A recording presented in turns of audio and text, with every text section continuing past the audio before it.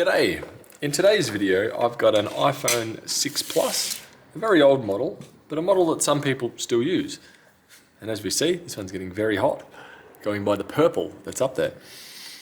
And this particular one is I want to replace the battery.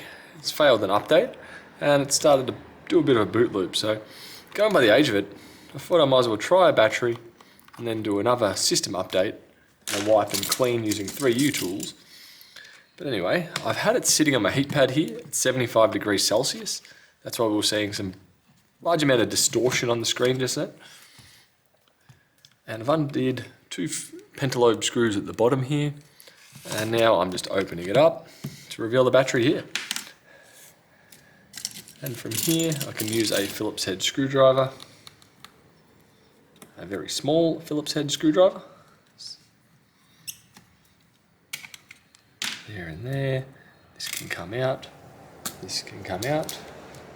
And then I'll spray this down here. What I'm spraying down here, on the side of it, is isopropyl alcohol, which that usually eats through the double-sided adhesive quite easily. Just like that. As we see, it's slowly drying up. Leave that there. And Nohan is a brand of battery that I've been pretty happy with. I've sold a few hundred or used these in a few hundred different repairs at the moment. So I'm pretty confident with them as a brand with a relatively low failure rate of, I'd say less than about 5%, if not closer to probably 2%.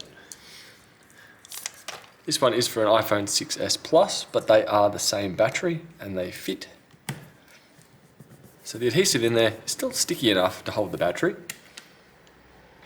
Otherwise, included in there is a small pull tab that you can install. And now it's just a matter of putting those two screws back in. Granted, on newer models there is a bit more to it than just this, but the basic principle of most iPhones, and most phones in general, is exactly what I've done here.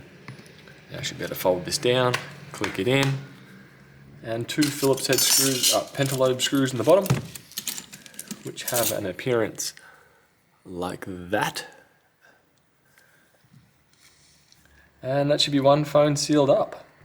Going by the build date on that battery I've just taken out, January 2015.